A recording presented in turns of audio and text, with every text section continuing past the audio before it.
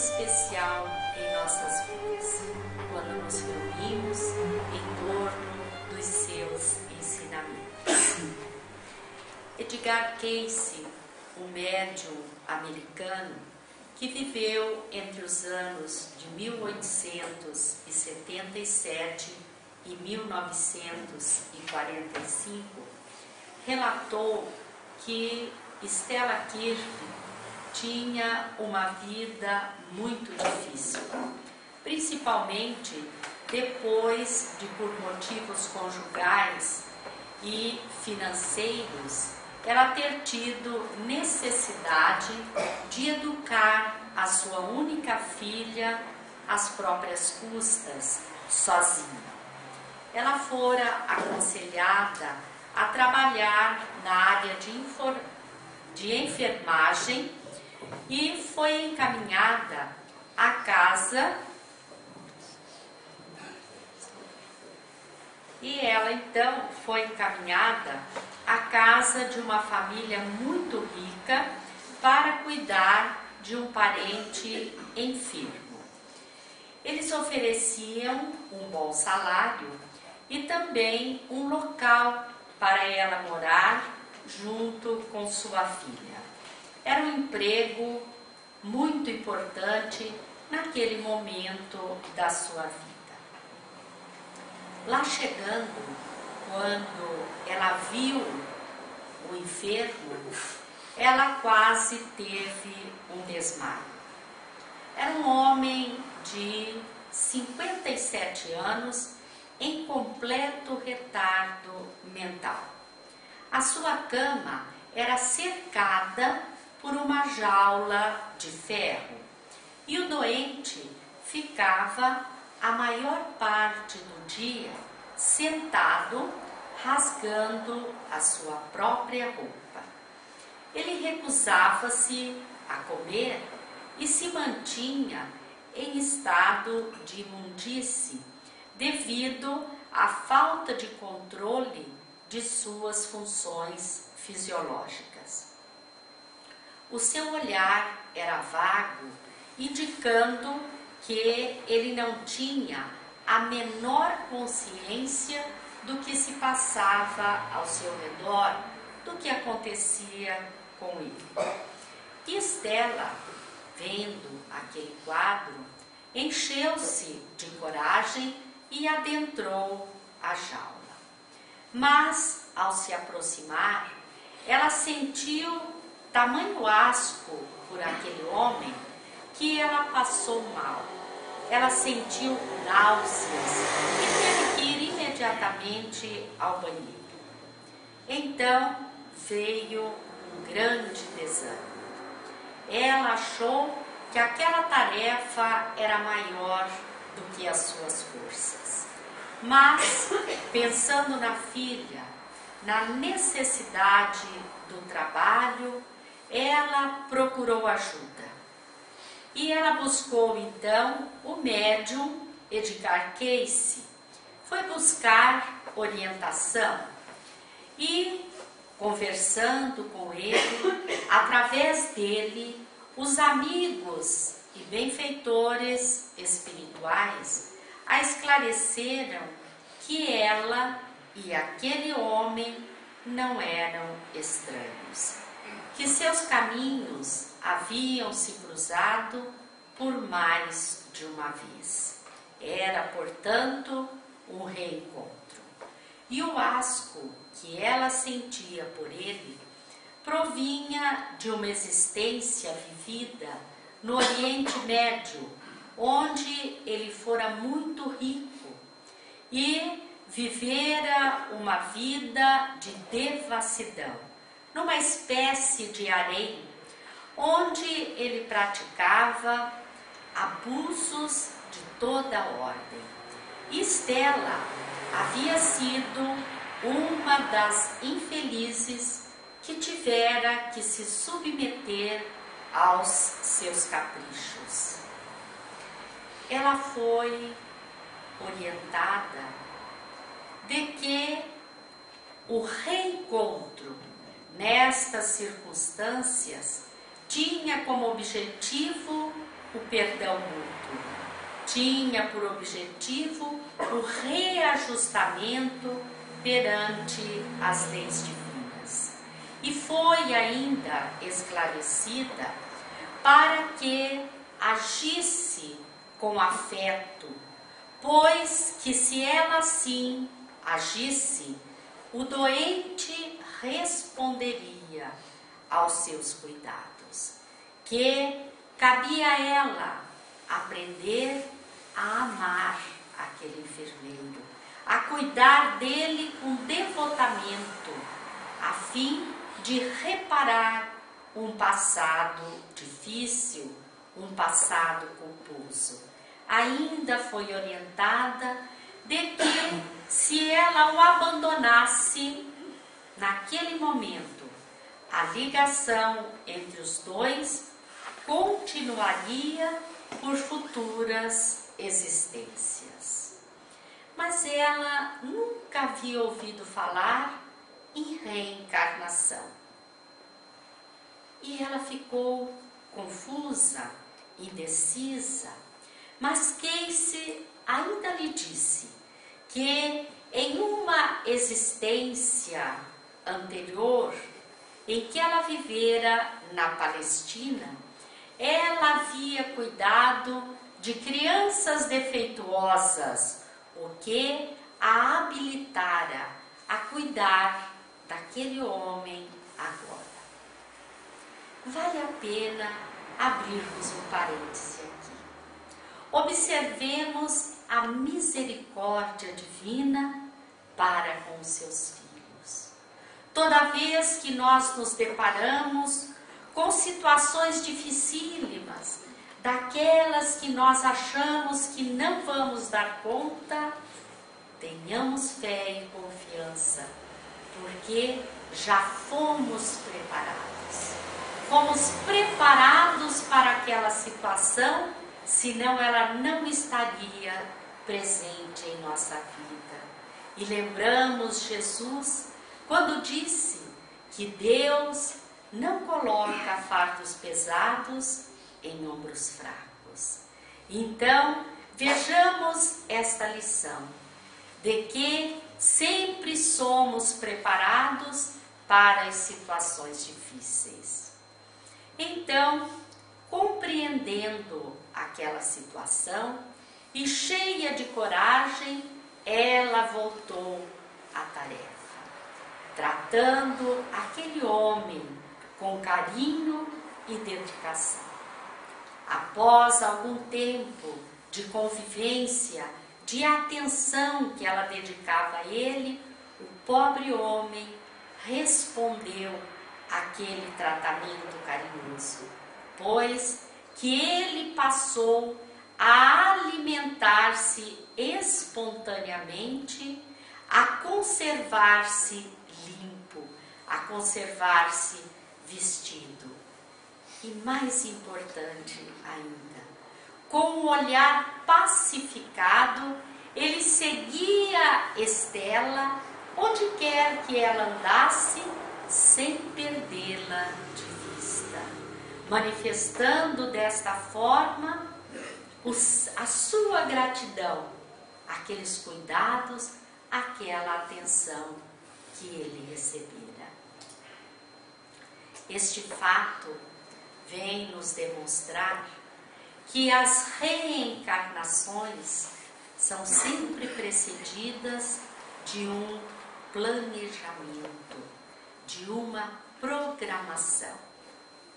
E Allan Kardec, em O Livro dos Espíritos, entre as questões 258 e 273, ele nos fala da escolha das provas para as reencarnações. E nós vamos então fazer algumas reflexões sobre esta questão. Na questão 258, Allan Kardec pergunta se no estado errante e antes de começar nova existência corporal, o espírito tem consciência e previsão das coisas que lhe vão acontecer durante a vida. E obteve a resposta. Ele próprio escolhe o gênero de provas que deseja sofrer, e nisso consiste o seu livre-arbítrio. Vejamos bem que nesta resposta, Allan Kardec nos diz que nós escolhemos as provas que vamos sofrer.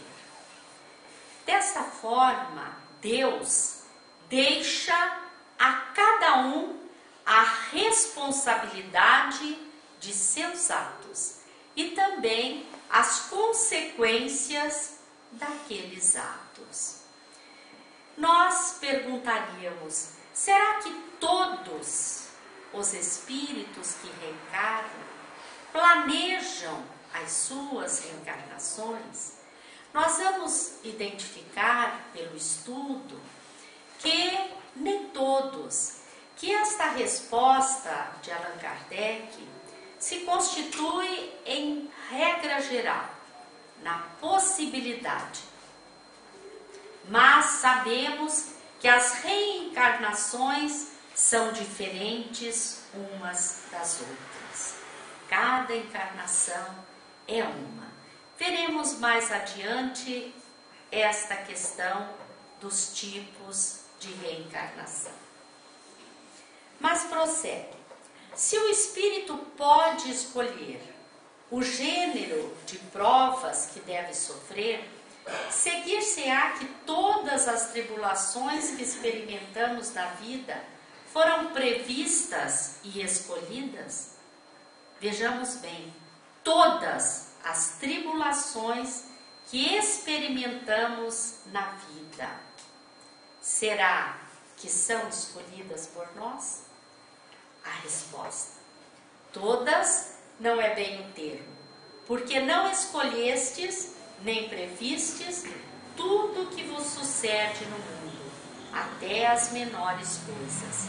Escolhestes apenas o gênero das provações. Os detalhes são consequência da posição e muitas vezes das vossas próprias ações. Então, ao escolher as nossas provas, nós escolhemos o gênero de provas que nós vamos passar. Por exemplo, escolhemos se vamos renascer na pobreza, passando por dificuldades econômicas, se vamos renascer na riqueza, possuidores de grandes haveres, se teremos problemas na área da saúde, que problemas teremos? Então, nós vamos nos dar conta que os atos que nós vamos praticar na pobreza, por exemplo, depende do nosso livre-arbítrio.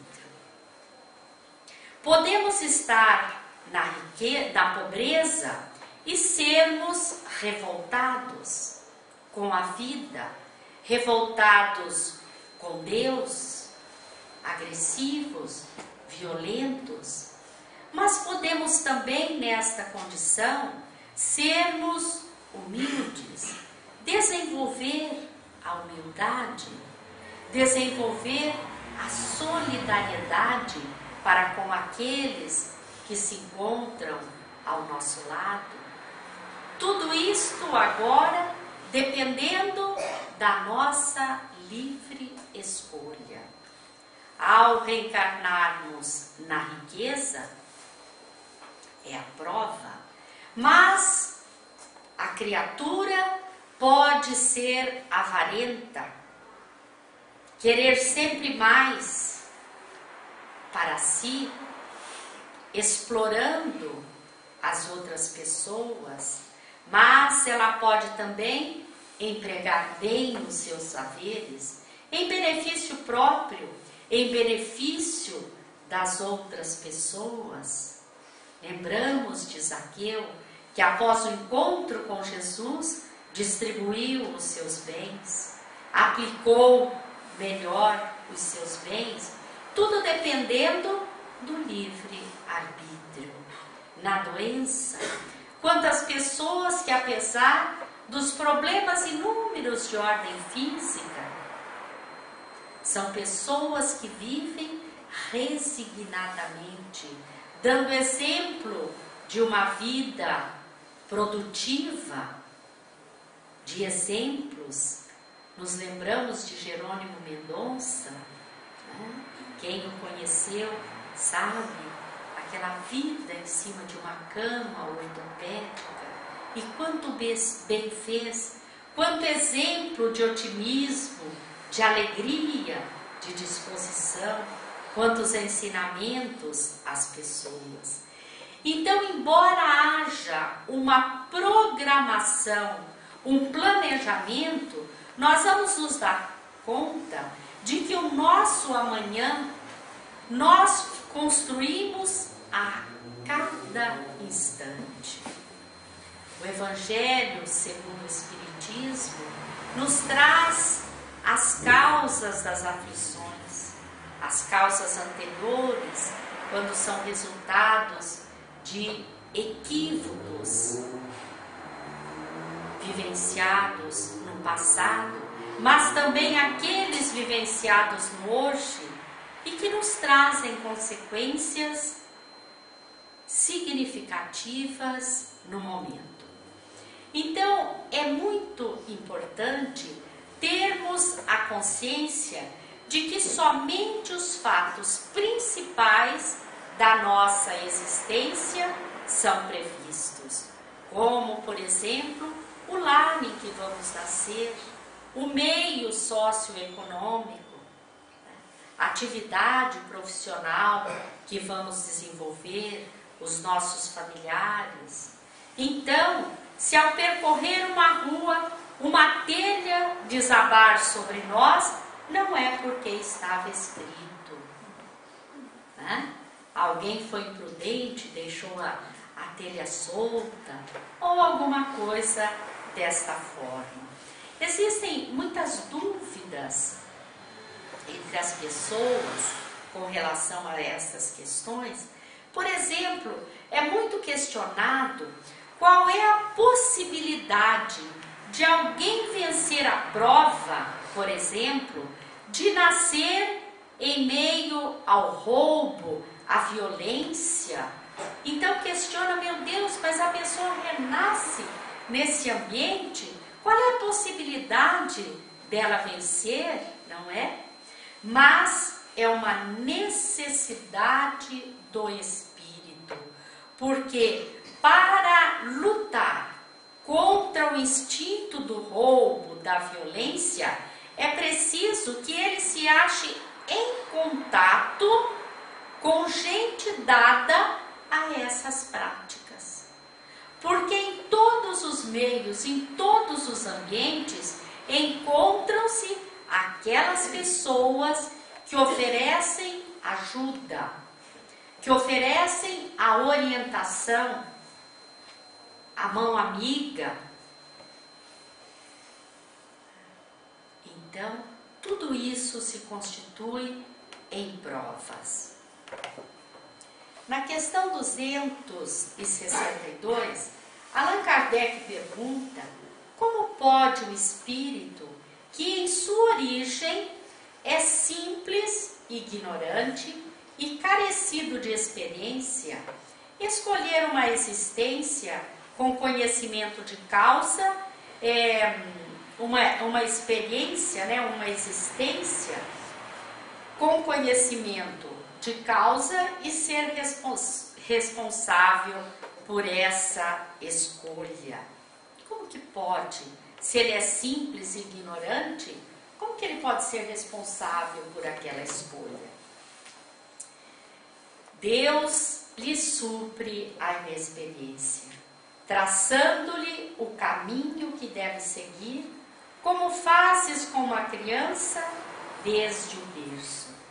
Contudo, pouco a pouco, à medida que seu livre-arbítrio se desenvolve, ele, Deus, o deixa livre para escolher. E só então é que muitas vezes o espírito se extravia, tomando o mau caminho, por não ouvir os conselhos dos bons espíritos. Então, existe esta programação, quando se traça um exemplo. Mas nós vamos identificar que existem aqueles espíritos que não têm condições, exatamente como está colocado aqui. Então nós aprendemos que existem os tipos de reencarnação. E o autor espírita Carlos Rizzini, no livro Evolução para o Terceiro Milênio, ele classifica a questão dos tipos de reencarnação em 3 tipos. Ele coloca a reencarnação compulsória como sendo aquela que acolhe o espírito sem prévia concordância dele. Ou seja, o espírito não participa deste planejamento, e até mesmo sem o seu conhecimento. Ele não participa deste planejamento, dessa programação. É por sua índole própria dos espíritos, cujo grau de perturbação impede a análise clara da situação ou cujas faltas são tão graves que anulam a sua liberdade de escolha. É uma imposição feita pela lei divina para atender aos casos cuja recuperação exige longas expiações. São aquelas situações em que esses espíritos terão expiações muito difíceis e ele não está em condições de escolher aquilo para si, mas ele precisa passar por aquela situação para despertar, para desenvolver, para reparar as suas falhas do passado. Ele coloca como segundo caso a reencarnação proposta. É aquela que leva em consideração o livre-arbítrio relativo, de que dispõe o espírito.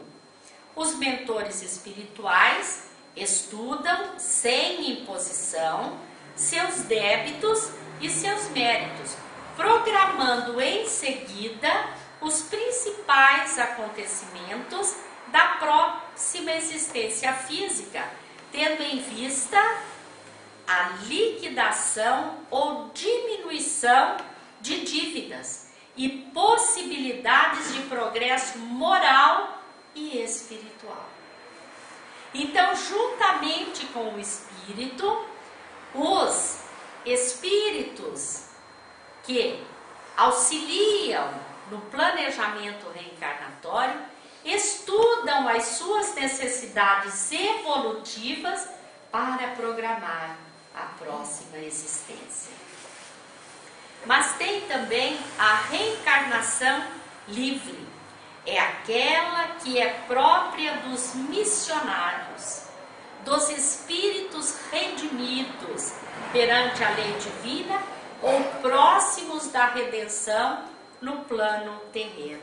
São aqueles que possuem ampla liberdade de escolha, chegam ao plano material para o empenho de tarefas elevadas em qualquer segmento do conhecimento humano, tanto nas ciências como na filosofia ou religião.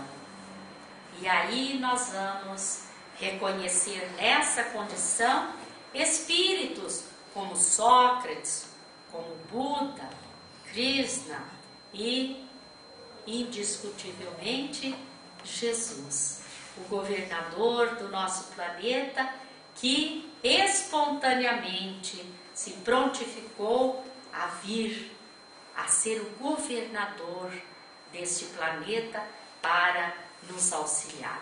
Então, como nós vemos este enfoque geral de O Livro dos Espíritos se encaixa, né, na reencarnação proposta no segundo caso. E então, continuando,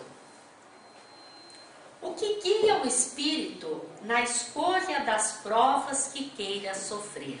Quando ele vai escolher, o que é que guia essa sua escolha? Né? O que é que norteia? Ele escolhe as provas que lhe possam servir de expiação, reparação, segundo a natureza de suas faltas, e o faça progredir mais depressa. Então, quando o espírito já tem consciência da sua condição, das suas necessidades e o desejo de progredir, ele sabe que o objetivo da reencarnação é evoluir, é acertar. Porque todos nós, espíritos em evolução, passamos por diferentes fases. A fase da ignorância, do comprometimento, nos comprometendo, falhando com a lei divina. Logicamente, como toda causa tem um efeito, nós passamos a expiação. Quando nós sofremos naturalmente as consequências dos nossos atos. Graças à misericórdia divina que nos oportuniza o aprendizado. Para vir então a fase da reparação. Quando nós substituímos o mal que fizemos pelo bem.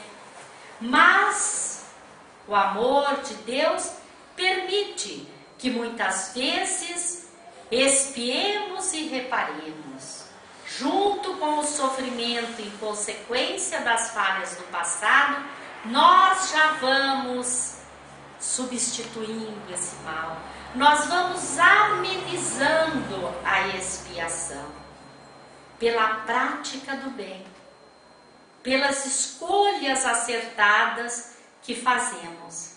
Então nós amenizamos a expiação e vamos nos credenciando, vamos substituindo o mal pelo bem. E então adentramos a ascensão espiritual. O planejamento reencarnatório é o mesmo para todos os espíritos? Não. Entre ambas as classes, espíritos superiores e inferiores, contamos com milhões de espíritos medianos da evolução, portadores de créditos apreciáveis e dívidas numerosas, cuja reencarnação exige cautela de preparo e esmero de previsão. Então, nós vemos que cada espírito é um espírito. Embora estejamos todos neste mundo de provas e expiações, temos semelhanças, necessitamos passar por situações parecidas, mas os nossos compromissos são diferentes, as nossas necessidades são diferentes. Então o planejamento reencarnatório é individual. Desta forma, sintetizando, nós podemos considerar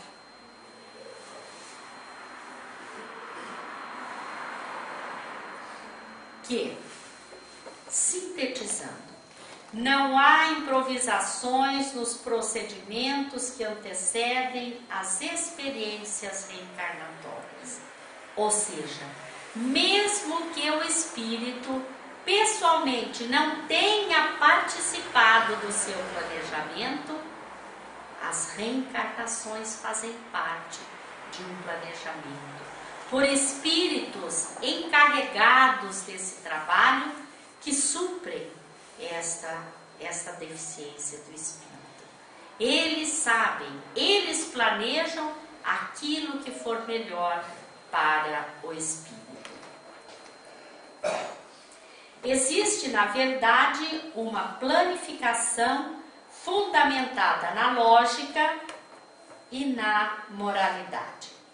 A escolha das provas merece cuidados especiais por parte dos espíritos planejadores. Estes espíritos que junto ou sozinhos planejam. O planejamento pode ser feito pelo próprio espírito ou por outros mais adiantados, dependendo das condições do reencarnante. É o caso da reencarnação compulsória. O planejamento reencarnatório prevê, em geral, apenas os principais acontecimentos que poderão ocorrer no mundo físico, como nós já nos referimos. Independentemente de quem fez o planejamento, não há garantias de que ele será cumprido total ou parcialmente. Por quê? Por causa do nosso livre-arbítrio, não é mesmo?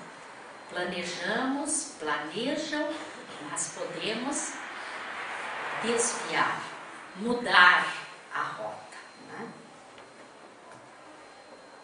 O planejamento reencarnatório está ligado às consequências do uso do livre-arbítrio e do nível de evolução moral e intelectual do reencarnante. Enfim, os planejamentos reencarnatórios são muito diversificados, pois diversas são as necessidades humanas. Bem, a existência humana não é um ato acidental. A justiça exerce seu ministério todos os dias, obedecendo ao alto desígnio que manda ministrar os dons da vida a cada um segundo as suas obras. Nós vamos ilustrar este tema com a narrativa de um texto muito conhecido. Todos aqueles que leram Missionários da Luz, por certo, se lembram deste caso. É a reencarnação de Segismundo. Este tema, ele é tratado em 3 capítulos do livro. Logicamente que nós fizemos uma síntese do que é narrado no livro. Mas é um exemplo importantíssimo. É um exemplo que vale a pena todos nós conhecermos. Aqueles que já leram o livro, vale a pena reler estes capítulos. Aqueles que não leram, não leiam só esses capítulos. Leiam o livro todo, pois que é um livro esclarecedor, importantíssimo para nós. E este material também encontra-se no site da Federação Espírita Brasileira. Portanto, aqui estão os créditos, né? O espírito André Luiz, através da psicografia de Chico Xavier, uma edição da FEB, tem o desenho, o Rodival Matias, estúdio, né? Produção. Então, nós vamos lembrar este fato. Em uma encarnação precedente do casal Adelino Raquel, após uma paixão desvairada, Segismundo assassinou Adelino e Raquel foi parar no prostíbulo. Depois de algum tempo, desencarnaram, cada um por sua vez, sob intensa vibração de ódio. No plano espiritual, o casal prometeu receber Segismundo como filho. Então vamos entender bem, porque é a chave para nós entendermos a sequência.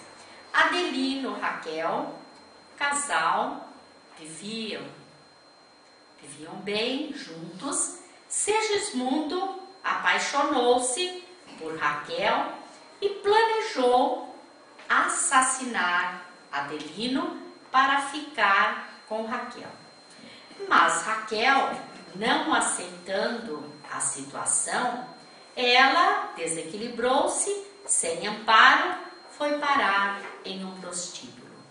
Desencarnou em uma situação muito difícil. Mais tarde, Segismundo também desencarna. E o ódio permanece. É feito um planejamento de uma nova reencarnação. Adelino e Raquel reencarnariam novamente como marido e mulher. E prometeram receber Segismundo como filho, logicamente com o objetivo de redimirem-se perante a lei divina. André Luiz e seu instrutor, Alexandre, chegam à casa de Adelino e Raquel. Herculano, que trouxe Segismundo para a aproximação com o casal, esperava-os na entrada da casa. Então, o que iria acontecer? Estava próximo o dia dele reencarnar e eles lá foram para aproximar os espíritos, para facilitar a reencarnação de Segismundo.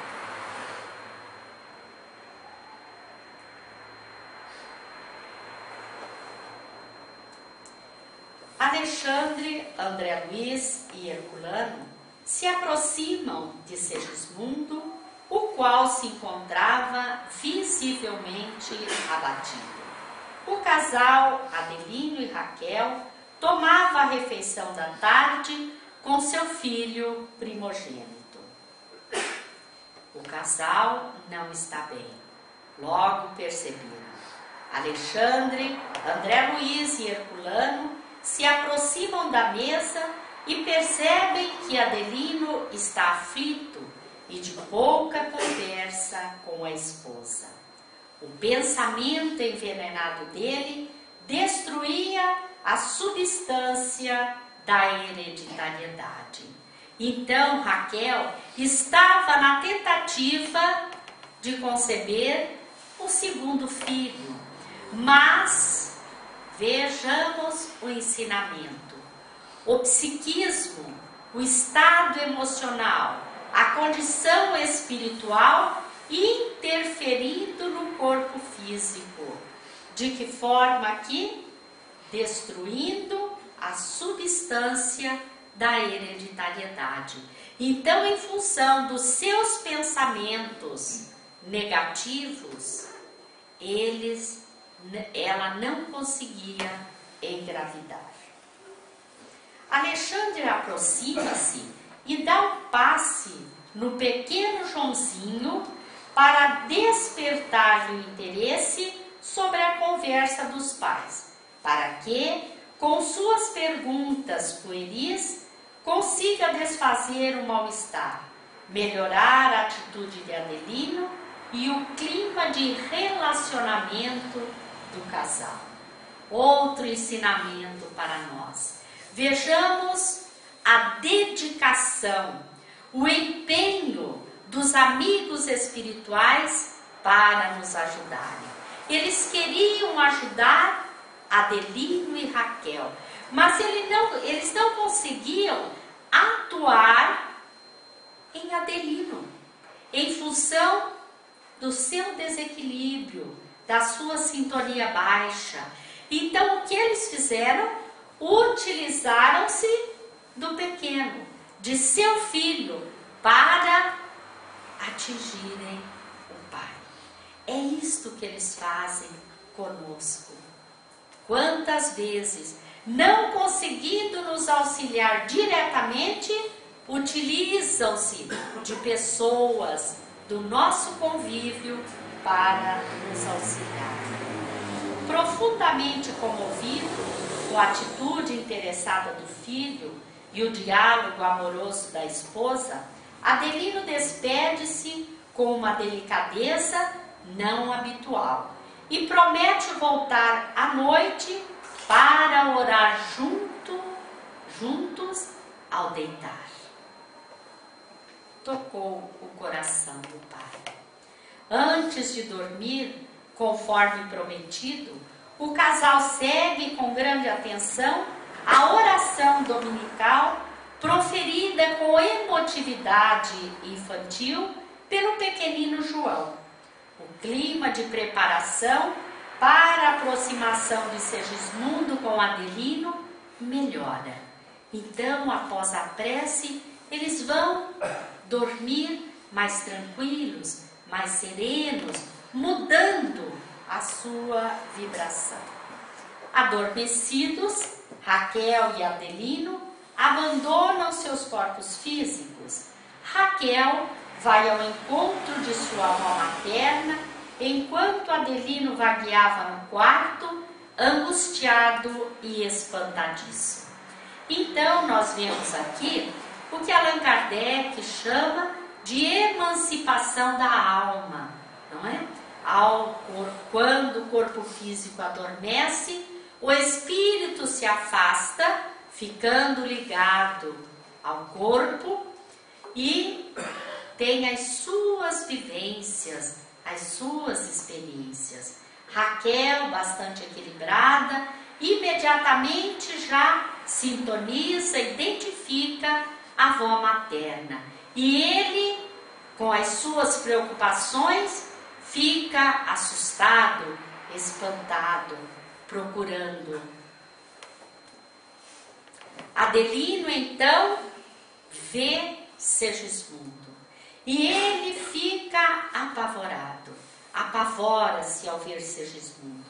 Alexandre, o mentor, interfere, lançando raios magnéticos tranquilizadores sobre ele e, em seguida, convence Adelino de que Segismundo não lhe deseja mais nenhum mal e que está em busca de seu perdão e acolhimento paternal. Então, o que ocorria com Adelino? Quando ele se afastava do corpo, ele via Segismundo e imediatamente ele retornava ao corpo. Então, ele tinha um sono agitado, acordava muito, porque quando ele via Segismundo, ele lembrava-se do algoz do passado. E o medo lhe tomava, né? Então ele vivia nesta angústia, nesta ansiedade, por isso o seu desequilíbrio.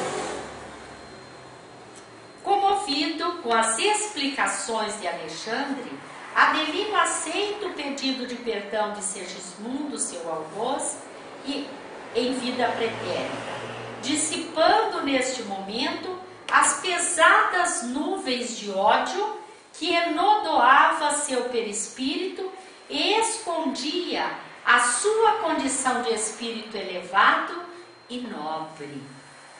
Vejamos a importância do perdão nas nossas vidas. Quando perdoamos, quando não guardamos mágoas, nós nos liberamos dos fluidos negativos, das vibrações negativas. Ele era um homem bom, um espírito bom, mas ele tinha em si aquele sentimento. Satisfeitos com o trabalho da noite, Herculano e Alexandre e André Luiz e Segismundo deixam a casa de Adelino Raquel para retornar na semana seguinte para iniciar o serviço de reencarnação. Vejamos bem que aqui aconteceu a aproximação, né? André Luiz e Alexandre chegam à casa de Adelino e Raquel na véspera da ligação do espírito Segismundo com a matéria orgânica. Lá encontraram Herculano e Segismundo em companhia de espíritos construtores que iam cooperar na formação fetal. Então é o momento, né, da reencarnação. O ambiente familiar continuava cercado de afeição, né? Adelino carinhoso para com Raquel. Alexandre examina os mapas cromossômicos planejados de Adelino com a assistência de espíritos construtores. Vejamos bem, os mapas cromossômicos, os cromossomas, e o mapa que já havia sido feito. Vejamos como que nada ocorre, né, de improviso.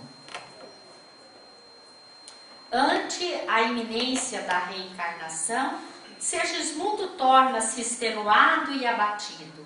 Ele sentia-se fraco e incapacitado e receava a ideia de novos fracassos no retorno à carne. Com o incentivo dos amigos, ele se sentia mais confortado, principalmente ante a promessa deles de que a colaboração continuaria mesmo após encarnado. Quantos ensinamentos, né? Todos nós temos pouco ou muito medo da morte, não é? Será que é mais difícil desencarnar ou reencarnar? O que vocês acham? Quem acha que é mais difícil reencarnar, levante a mão. Realmente, é mais difícil reencarnar. Quantas dúvidas, né? Frente aos projetos que nós temos. Será? Imaginemos Segismundo ia reencarnar, ia ser filho daquele que ele assassinara, daquela mulher que ele infelicitara. Será que ele venceria? Assim somos todos nós, né? São desafios que nós nos propomos a vencer. Mas ele tinha certeza de que iria contar com o amparo dos amigos espirituais, que mesmo após a encarnação, principalmente nos primeiros anos de vida, eles estariam ao seu lado, amparando-o, protegendo-o, porque os laços que prendem o espírito ao corpo nos primeiros anos de vida são muito frágeis, né? Então daí a necessidade da proteção tanto dos encarnados, dos pais, dos familiares, como dos desencarnados. Antes de iniciar o processo de reencarnação, Segismundo, de olhar triste e vagueante, aguardava, aflito, o momento crucial de sua redução perispiritual em uma pequena câmara de repouso em seu futuro lar. Os espíritos construtores iniciam o processo de magnetização do corpo perispiritual de Segismundo. Durante esse processo, à medida em que a sua forma perispiritual era reduzida, ele ia perdendo a lucidez e parecia cada vez menos consciente. O que estava acontecendo aí? Como? O esquecimento do passado. Graças à misericórdia divina. Como as pessoas têm dúvida, as pessoas que não conhecem o Espiritismo, por que se nós vivemos, nós não nos lembramos? Eles não aceitam a reencarnação. Ora, se eu vivi, eu deveria me lembrar. Mas numa situação dessa, conhecendo a reencarnação, nós nos damos conta de que a misericórdia divina nos oportuniza esquecer, não é? Imaginamos Adelino recebendo em seus braços aquela coisinha miúda, frágil, e olha assim e diz: ah, eu sei quem você é. Lá no passado, eu lembro, deixa, agora nós vamos acertar as contas, né? Quantos desses estão ao nosso lado? Não é verdade? Mas ele olha aquela coisinha assim, enrugada, né? E diz assim: ah, que coisa mais linda. É a criança mais linda que já nasceu. É o meu filho. Se ele for espírita, ele diz assim: é um espírito superior que está aí. Só pode. É um espírito superior. Ah, deve ser Bezerra de Menezes. Ah, ou Emmanuel, ou André Luiz. É um espírito superior, só pode ser, né? Mas como esquecemos o passado, né? Como é importante o esquecimento do passado. Então, Alexandre deposita seu Segismundo nos braços daquela que fora, quando encarnada, a avó materna de Raquel, para que ela seja a portadora da entrega de Segismundo à sua neta. Ante uma assembleia, isso aqui me emocionou muito, ante uma assembleia de espíritos, Alexandre anuncia o momento sublime de entrega de Segismundo à sua futura mãe, sob o olhar vigilante de Adelino. O aposento conjugal estava cheio de flores, de luz, com o propósito de adornar os caminhos do recomeço de Segismundo. Segismundo é um espírito da média, da nossa média, não é? Com erros, com necessidade de evolução. Vejamos a atenção da espiritualidade para com ele. A atenção, o número de espíritos auxiliando, ajudando para que dê certo, para que tudo corra dentro da normalidade. Após a prece de Adelino e sob os influxos de energias sublimes de espíritos superiores, Raquel recebe o espírito de Segismundo dos braços de sua avó materna. Adelino se aproxima da esposa e a abraça ternamente. Segismundo, em sua forma infantil, ligava-se fortemente a Raquel, tornando-se alma de sua alma, e logo seria carne de sua carne. Vejamos então que até agora tudo aconteceu no plano espiritual, né?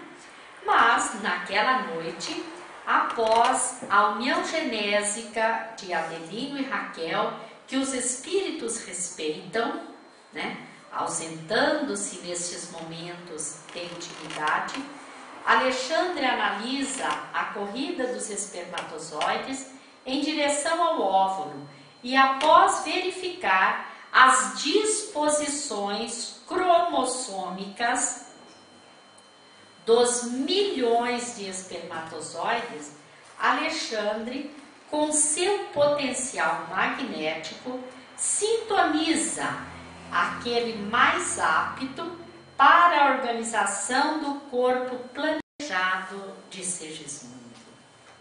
Quer dizer, um impulso magnético de Alexandre que sintonizou o espermatozoide que deveria, fecundar o óvulo, este espermatozoide magnetizado, ao dispor daquela energia adicional sobre os demais, chega primeiro ao alvo, rompe a cutícula e penetra no óvulo, gastando pouco mais de 4 minutos para alcançar o seu núcleo. Sob o influxo magnético dos construtores espirituais, a forma reduzida de Segismundo é ajustada ao útero materno, terminando assim a operação inicial de ligação do processo reencarnatório. Porque aí a ligação vai se ampliando, célula a célula, como está lá no Livro dos Espíritos, até que se dê a ligação total do espírito, que vai ocorrer em torno dos 7 anos, por isso a fragilidade, da ligação do espírito com o corpo. André Luiz e o orientador Alexandre deixam a cidade do Rio e volitam em direção à colônia espiritual Nosso Lar, onde vivem. Conclusões. Quantas conclusões, não é mesmo? Quantas conclusões nós podemos tirar dessa narrativa de André Luiz, deste fato, desse estudo que o Livro dos Espíritos nos proporciona. Jesus nos disse: vim para que tenham vida e a tenham em abundância. Então, essas palavras de Jesus vêm nos demonstrar a grandeza, o valor da vida humana em todas as suas modalidades. Em meio a tantas conclusões que podemos chegar, gostaríamos de destacar a valorização da vida. Valorizarmos a existência que Deus nos concedeu.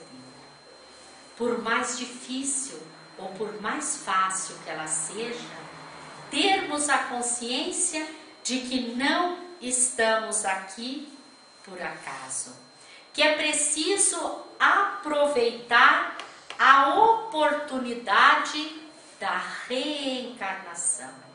E de que forma podemos aproveitá-la? Aproveitando o tempo. Tudo aquilo que fizermos, procurando fazer da melhor forma possível. Sendo bons pais, bons irmãos, bons amigos, bons cidadãos.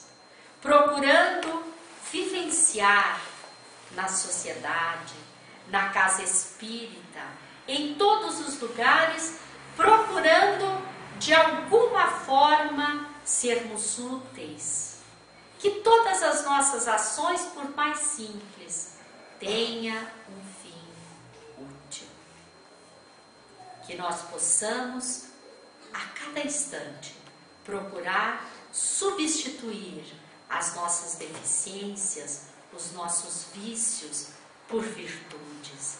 E sabemos que isso somente será possível através da busca do autoconhecimento, através de olharmos para nós, buscando identificar as nossas fragilidades, olhar para o nosso próximo, olhar, mas com o olhar que Jesus nos olhou, com o olhar que Jesus nos olha, procurando perceber quem é este irmão, quais são as suas necessidades, quais são as suas fragilidades, porque age dessa forma e assim nós conseguiremos vivenciar melhor, conseguiremos nos tornar produtivos, conseguiremos promover a nossa transformação moral e caminharmos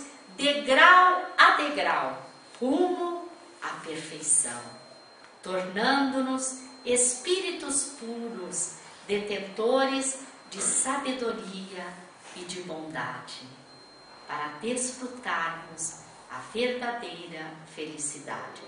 Que Jesus, o nosso Divino Mestre, nos envolva agora e sempre. Muita paz a todos. Muito obrigada.